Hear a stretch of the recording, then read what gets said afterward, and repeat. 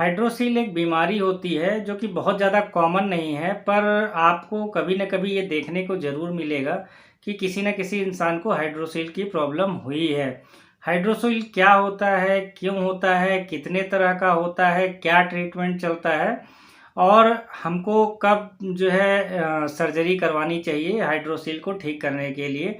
नमस्कार मित्रों, मेरा नाम नवनीत है और स्वागत है आपका मेरे यूट्यूब चैनल नॉलेज एनके में। जैसा कि वीडियो के शुरुआत में ही मैंने बताया कि आज हम यहाँ पर हाइड्रोसील को लेके कंप्लीट डिटेल्स में बात करेंगे, तो फ्रेंड्स बने रहिए मेरे साथ।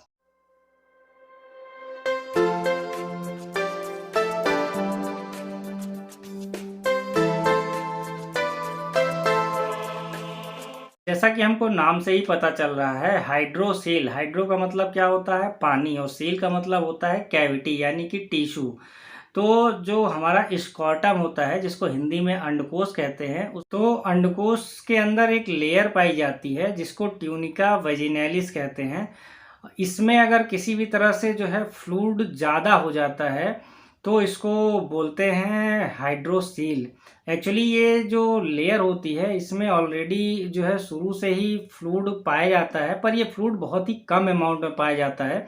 और ये फ्लूइड पाया क्यों जाता है, क्योंकि ये जो है इस जो हमारा टेस्टिस होता है जिसमें स्पर्म बनता है वो मूवमेंट बराबर कर सके, इसलिए जो है ये फ्लूइड हमेशा पाया जाता है। लेकिन अगर किसी भी वजह से अगर ये फ्लूइड का अमाउंट ज़्यादा हो जा रहा है ट्यूनिका वेजिनैलिस के अंदर, तो फिर जो है ये हाइड्रोसील में कन्वर्ट हो जाता है।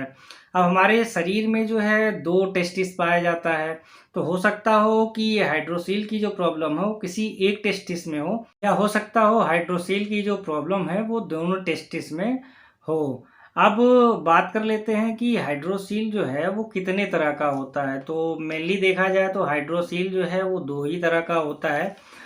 इसमें जो पहला हाइड्रोसील होता है उसको कंजेनाइटल हाइड्रोसील बोलते हैं, और जब ये बच्चे पैदा होते हैं तो 15 से 20% बच्चों में देखा गया है कि उनको हाइड्रोसील की प्रॉब्लम होती है। क्योंकि जब बच्चा पेट में होता है तो जो स्कॉटम यानी अंडकोश होता है वो पेट के अंदर होता है, लेकिन जब बच्चा जैसे ही पैदा होता है तो उसका ये जो अंडकोश है ये पेट से बाहर की तरफ निकल आता है और लटक जाता है।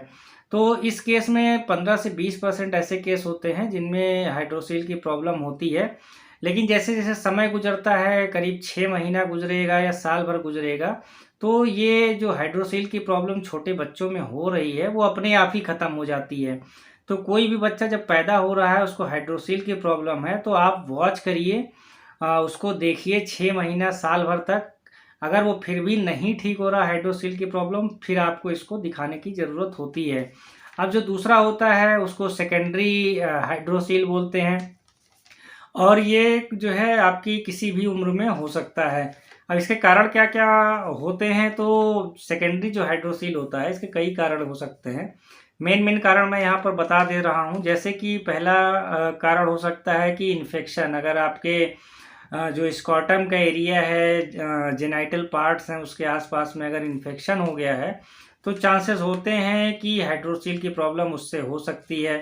दूसरा एक और चांस होता है कि अगर ट्यूमर आपके स्कॉटम में हो गया है तो हो सकता है उसकी वजह से भी आपको हाइड्रोसील की प्रॉब्लम हो जाए। पर ट्यूमर जो होता है इसके केसेस बहुत ज़्यादा कम देखे गए हैं।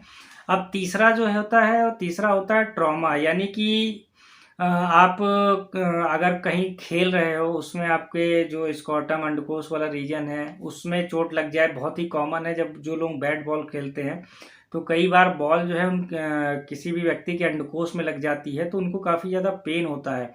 तो चोट लगने की वजह से भी जो है हाइड्रोसील की प्रॉब्लम हो सकती है। ये जो हमारा अंडकोश होता है उसमें कौन कौन सी लेयर पाई जाती है, और ये ट्यूनिका वेजिनैलिस जो है ये कौन सी लेयर होती है जिसके अंदर फ्लूइड का अमाउंट अगर ज़्यादा हो जाता है तो हाइड्रोसील हो जाती है। तो जैसा आपको इस फिगर में दिख रहा है, इसमें जो सबसे बाहरी वाली लेयर होती है स्कॉटम की यानी अंडकोश की, उसको स्किन बोलते हैं जैसा हम सबको पता है।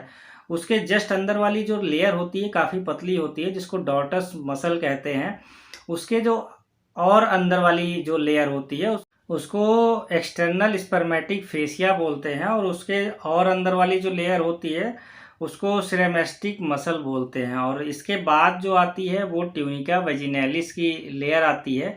और ट्यूनिका वेजिनैलिस वाली लेयर जो होती है ये सपोर्ट करती है आपके टेस्टिस को, क्योंकि जो इसके अंदर फ्लूइड हमेशा पाया जाता है और ये बहुत ही कम अमाउंट में पाया जाता है। और ये जो लेयर होती है इसमें फ्लूइड रहने का हमेशा ये कारण होता है कि ये जो है लुब्रिकेशन का काम करती है टेस्टिस के लिए। तो टेस्टिस आराम से मूवमेंट कर पाता है और स्पर्म की क्वालिटी जो है इससे अच्छी होती है। अब ये जो फ्लूइड बनता रहता है ये जो आपके स्कॉटम यानी कि अंडकोश में जो वेन्स होती हैं, तो जो एक्स्ट्रा फ्लूइड बनता है वो वेन्स के थ्रू बाहर निकलता जाता है। लेकिन अगर इन्फेक्शन हो गया, ट्रॉमा हो गया यानी चोट लग गई, या फिर ट्यूमर हो गया स्कॉटम रीजन में, तो जो ट्यूनिका वेजिनैलिस वाली लेयर है इसमें फ्लूइड जो है ये ज़्यादा होता जाता है और फ्लूइड ड्रेन भी नहीं होता, यानी कि वेन्स के थ्रू बाहर नहीं निकलता। और जो फ्लूइड है फ्लूइड बढ़ता जाता है, तो जो अंडकोश का साइज है वो धीरे धीरे करके बढ़ता जाता है, जिसको हम नॉर्मल भाषा में ये बोलते हैं कि जो अंडकोश है उसमें पानी भर रहा है। तो पानी एक्चुअल में नहीं होता, पानी के साथ में और चीज़ें होती है जिसको फ्लूइड बोलते हैं। तो ये बढ़ता जाता है। आमतौर पर ये देखा गया है कि जिस भी व्यक्ति को हाइड्रोसील की प्रॉब्लम होती है उसका जो अंडकोश है उसका साइज तो बढ़ता जाता है क्योंकि उसमें फ्लूइड बढ़ता जाता है, लेकिन उसको किसी भी तरह का दर्द नहीं होता। कभी कभी हो सकता हो अगर इन्फेक्शन बढ़ जाए तो उसको बुखार आ सकता है, या फिर अगर अंडकोश का साइज बढ़ गया है यानी हाइड्रोसील की प्रॉब्लम बहुत लंबे समय तक आप इंतज़ार कर रहे हैं, उसका कोई ट्रीटमेंट नहीं कर रहे हैं, तो हो सकता हो उससे जो है इनफर्टिलिटी भी डेवलप हो जाए। अब कैसे पता चलेगा कि व्यक्ति को हाइड्रोसील की ही प्रॉब्लम है? तो इसके लिए केवल एक उपचार है कि आप डॉक्टर के पास जाइए, तो डॉक्टर उसका फिजिकल एग्जामिनेशन करेगा और उसके अलावा हो सकता हो वो आपका ब्लड और यूरिन टेस्ट कराए। और हाइड्रोसील चेक करने के लिए जो सबसे ज़्यादा मेन टेस्ट होता है वो सोनोग्राफी यानी यूएसजी होता है। तो सोनोग्राफी जब वो कराएगा तो आइडिया लग जाता है कि ये हाइड्रोसील ही है या फिर कोई और प्रॉब्लम है, क्योंकि कई बार हाइड्रोसील का कारण केवल ट्यूनिका वेजिनैलिस में फ्लूइड का बढ़ना ही नहीं होता, इसके और भी कारण हो सकते हैं। स्कॉटम हार्निया भी हो सकता है, या फिर टेस्टिस में ट्यूमर हो सकता है जिसकी वजह से हार्निया हो गया है, या फिर वेरिकोसील की भी प्रॉब्लम होती है, तो हमको लगता है कि हाइड्रोसील की प्रॉब्लम है, या स्पर्मेटोसील की प्रॉब्लम हो सकती है, या एपिडिडाइमल एक अंदर का एक पार्ट होता है आपके अंडकोश के, तो उसमें सिस्ट बन जाता है, तो उसकी वजह से भी जो है आपको लगेगा कि हाइड्रोसील की प्रॉब्लम है। तो इनके ट्रीटमेंट अलग होते हैं। आप डॉक्टर के पास जब जाएंगे तो वो जब आपका यूएसजी करा लेगा तो उसको एक्चुअल में पता चल जाएगी कि ये हाइड्रोसील की प्रॉब्लम है और फ्लूइड जो है ये बढ़ा हुआ है। अब इसका ट्रीटमेंट कैसे किया जाता है? तो सबसे पहले तो ट्रीटमेंट आप अगर जो है अंडकोश का साइज आपके काफ़ी कम है और उससे आपको किसी भी तरह की प्रॉब्लम नहीं हो रही है, तो आप जो है लंगोट का भी इस्तेमाल कर सकते हैं, जिससे कि बहुत ज़्यादा प्रॉब्लम ना हो आपको चलने फिरने में।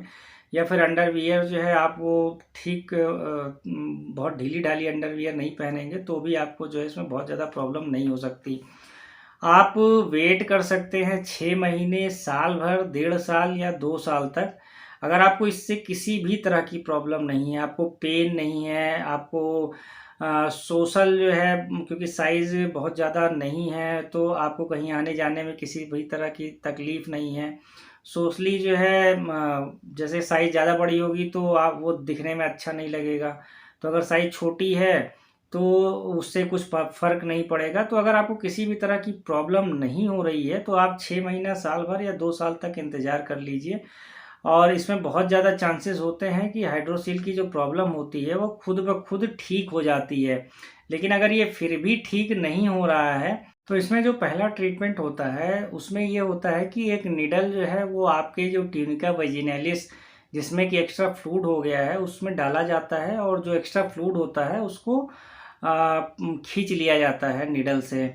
उसके बाद उसमें टेट्रासाइक्लिन डाल दिया जाता है जिससे कि फिर से ये दोबारा रिकरेंस ना हो, यानी कि दोबारा जो है इसमें इस तरह की समस्या ना आए और हाइड्रोसील पूरी तरह से ठीक हो जाए।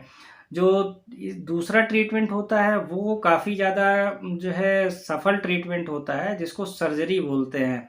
तो सर्जरी के थ्रू जो है वो आपके अंदर जो फ्लूइड का अमाउंट अंडकोश में ज़्यादा हो गया है उसको पूरी तरह से निकाल दिया जाता है। इसमें रिकरेंस यानी कि दोबारा हाइड्रोसील होने के चांसेस बहुत ज़्यादा कम होते हैं और ये डे केयर प्रोसीजर होता है। यानी कि अगर आज आप सुबह जो है आपका ये ऑपरेशन हुआ है तो आप दिन में ही डिस्चार्ज भी हो जाएंगे। इसमें कोई बहुत ज़्यादा खर्च भी नहीं आता। अगर आप सरकारी अस्पताल में जाएंगे तो हो सकता हो 2000 से लेके 4000 रुपये आपको इसका खर्च आए, या अगर किसी नॉर्मल प्राइवेट हॉस्पिटल में भी जाएंगे तो 5 से लेके 10,000 के बीच में ये ऑपरेशन बड़ी आसानी से हो सकता है। एक दिन आराम करिए और नेक्स्ट डे आप अपना जो नॉर्मल रूटीन वर्क है वो पूरा कर सकते हैं।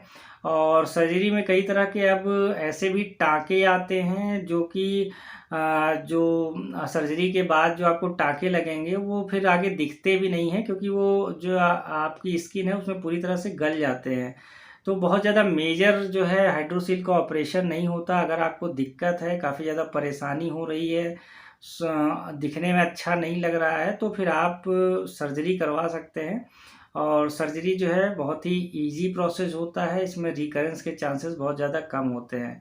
तो फ्रेंड्स, अगर इससे रिलेटेड आपको कुछ और भी क्वेरी है तो आप मेरे कमेंट बॉक्स में कमेंट करके पूछ सकते हैं। आपका बहुत बहुत धन्यवाद।